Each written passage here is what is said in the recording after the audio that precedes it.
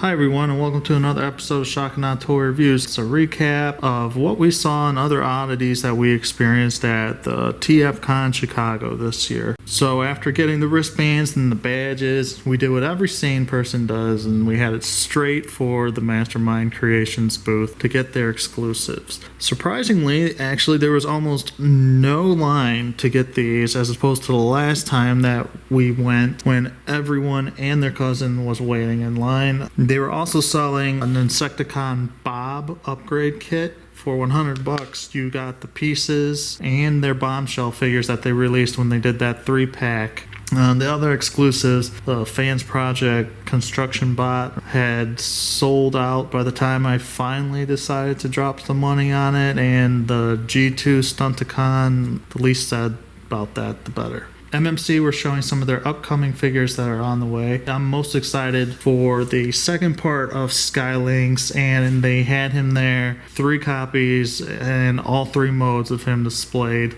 His full wingspan looks to be close to about 2 feet long. Berg was pretty happy to see that their Springer was there in color. Their Perfection Series RC was there, as well as their Vortex, but only in arm and helicopter mode for some reason. And fuck's sake, I do not need another Bruticus.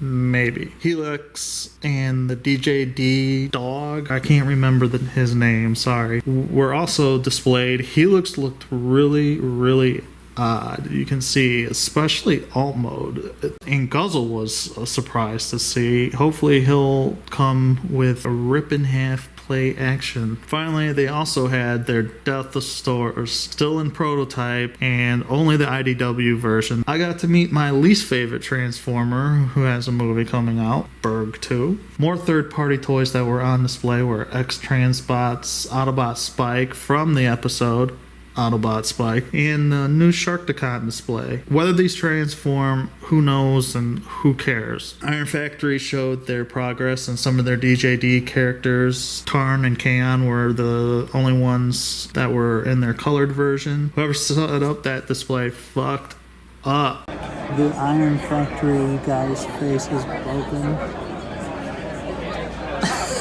There was also Jazz. I was excited to see Planet X is still doing their War for Cybertron stuff. Their already revealed Deathosaurus was displayed as well. There was a action robot truck guy randomly there. The big show off was Fans Hobbies Overlord. This fucker is massive, the size of some of oversized combiners or bigger. If MMC hadn't already made their insanely awesome version, we'd both be getting this guy. He's more G1 inspired, and he looks like he'll be around $250, which is kind of cheap for a toy this size. It's tempting. Chosen Prime's booth had a cool display case, a lot of stuff that's already out, but a few gems were actually snuck in there. The cool looking robot that changed into a steam engine train that I have no idea what it is, but I do want it. The Make Toys Cross Dimension Galvatron was there, and apparently he has a third alt mode that's the dropship from Aliens. We met Alex Milne, who is the nicest Canadian that I've ever met, and he did a great Victory Leo sketch for me. Matt Moylan, as one does at a Transformers convention, I had him do a sketch for me of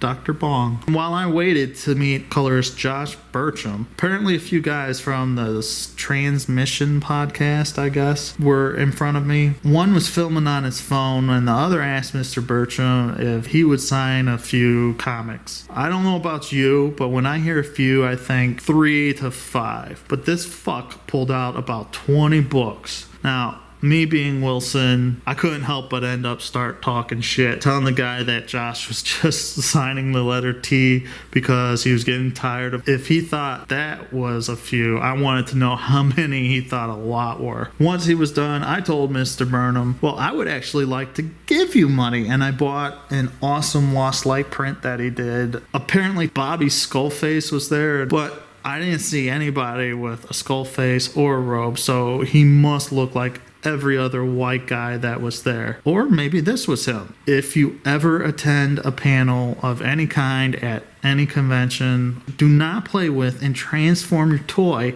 that has noisy ass ratchets during the panel. If you want to play with your toy, go do it somewhere appropriate, like the bathroom or in the middle of the hallway. Finally, I got to snap a pic of a guy with one of the best Shockwave costumes I have ever seen. The day was summed up perfectly with this. Well, we called it a day because we're so beat that we didn't even go to the third-party panel because you can watch that shit online.